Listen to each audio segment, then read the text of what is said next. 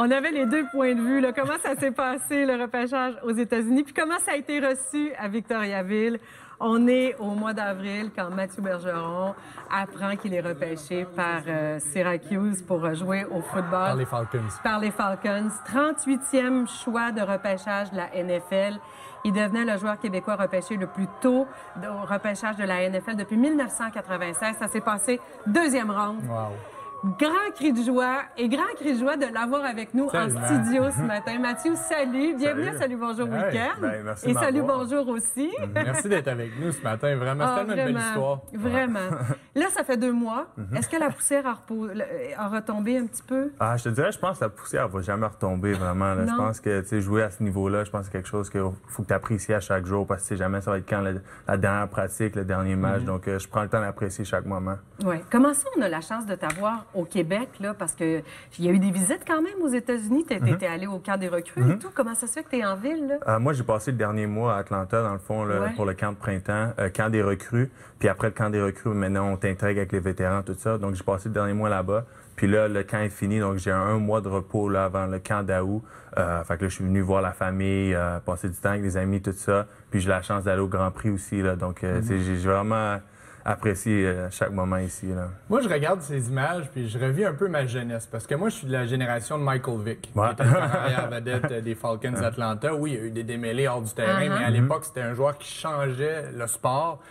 Qu'est-ce que ça t'a fait de mettre cet uniforme-là, de porter les couleurs des Falcons d'Atlanta? Écoute, c'est fou que tu dis ça parce que j'avais un jersey de Michael Vick avant même que je sois repêché OK, à Atlanta, wow. avant même que je sache que j'avais des espoirs à la NFL. J'avais un jersey de Michael Vick. Moi aussi, je trouvais que c'est un joueur explosif puis un joueur vraiment impressionnant qui a changé le football puis qui a changé le style de carrière maintenant qu'on voit un peu de tous les jours. Là. Donc, ouais.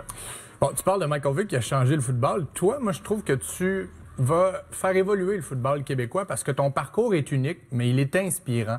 Tu es un garçon de Victoriaville. Tu as décidé de porter les couleurs des Vicas dans ton coin. Au collégial, tu n'as pas décidé de prendre le cégep le plus flamboyant. On sait qu'il y a un gros processus de vente, de recrutement. Toi, tu es allé à Thetford Mines. Donc, de Victoriaville à Thetford Mines jusqu'à l'université Syracuse, de quelle façon le Québec a construit ta carrière de football? Ah, ben écoute, je suis là à cause de, comme tu as dit, les Vicas. Je suis là à cause du cégep de Thetford. Chaque étape m'a permis d'être le joueur que je suis aujourd'hui. Les Vicas m'ont montré le travail d'équipe. Quand je suis arrivé à Thetford, on m'a montré comment être humble, comment devenir un leader. Puis c'est eux qui m'ont amené à Syracuse. Puis Syracuse m'a juste appris la technique au football, devenir un meilleur joueur de football. Puis c'est là que j'ai vraiment mis tout ensemble pour ma dernière année.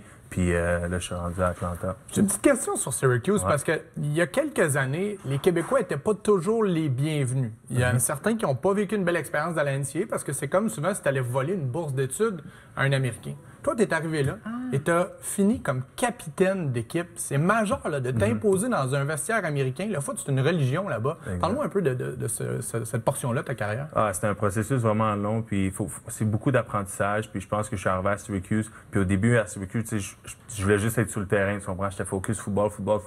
Mais un coup que t'es sur le terrain, puis un coup que t'as du succès, maintenant, il faut que tu penses, ça va à l'extérieur de toi-même. Il faut que tu apportes l'équipe, il faut que tu apportes les jeunes joueurs, il faut que tu montres l'exemple. Donc, je pense que c'est ma transition, ma 3e, ma 4e année, c'est là que j'ai vraiment appris à devenir un leader, puis aider les jeunes joueurs autour de moi à devenir la meilleure version d'eux-mêmes. Là.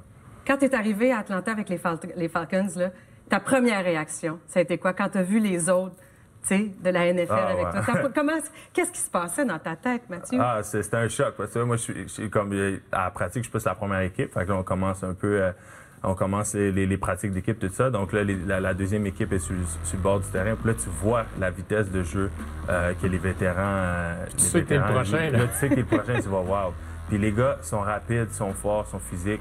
Mais je pense que le côté le plus impressionnant, c'est la manière qu'ils processent l'information, les différents fronts défensifs qui changent les jeux, qui tuent les jeux, puis qu'ils cadrent des timeouts, tout ça. C'est vraiment tout le côté technique que ça. Être capable de penser à 1 million de choses, puis jouer rapidement, puis jouer physiquement. Je pense que c'est ça qui m'a impressionné. Plus techniquement ou stratégiquement, tu étais bloqueur dans les rangs collégiaux à Syracuse, donc sur le périmètre. Là, on te bouge à l'intérieur. De ce que j'en comprends, puis je suis curieux de t'entendre là-dessus, tu vas être dans la rotation pour potentiellement un poste de partant comme garde à gauche.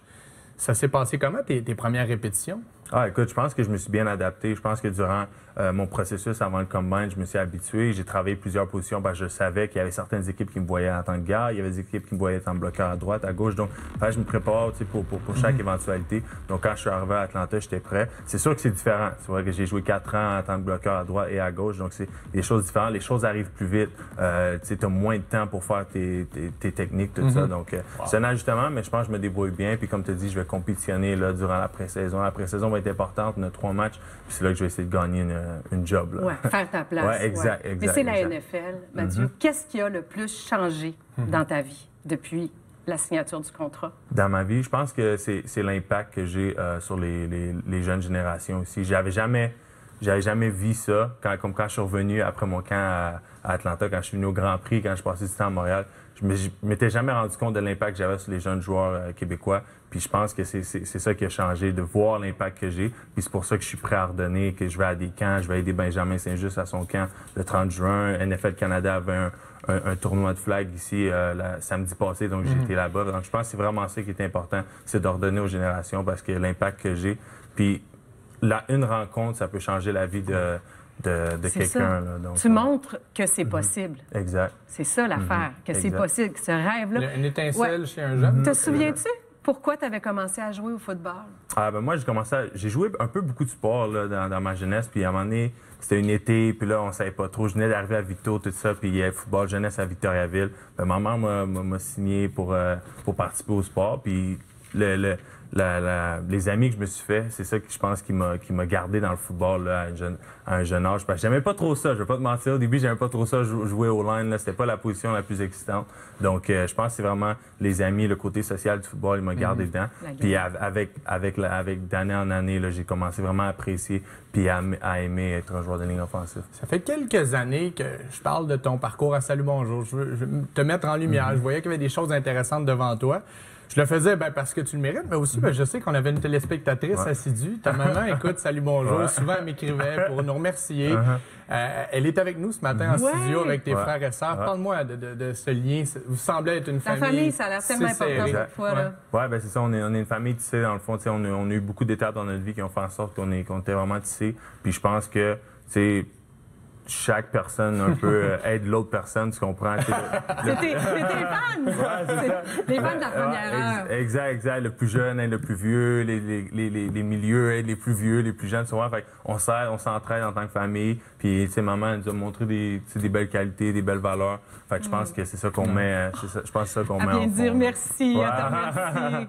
C'est beau. C'est beau de rendre hommage. Exact, c'est beau. Tu l'as fait pour tes institutions passées scolaires, tu le fais pour ta famille. Exact. Puis je pense que c'est important de mettre en valeur que, c'est à cause d'eux que je suis ici en ce moment. Eux aussi ont fait des sacrifices, j'ai fait des sacrifices, mais eux aussi ont fait des sacrifices. Maman, on ne me voit pas tous les jours, elle me voit peut-être 2-3 fois par année. Fait que c'est important de mettre en valeur. Il me reste 10 secondes. T'as-tu trouvé ta maison? Je suis encore en train de chercher. Mais je te souhaite le meilleur, tu le mérites. Tu deviens un ambassadeur exceptionnel pour le football. Il y en a eu avant toi, mais je pense que tu es l'ambassadeur de la prochaine génération. Certains ont appris à te découvrir ce matin. Tu es un excellent joueur, mais surtout une bonne personne. Merci beaucoup, Mathieu Bergeron. Le numéro 65. Les Falcons d'Atlanta est avec nous ce matin à Salut Bonjour. Salut Mathieu. Un gros merci.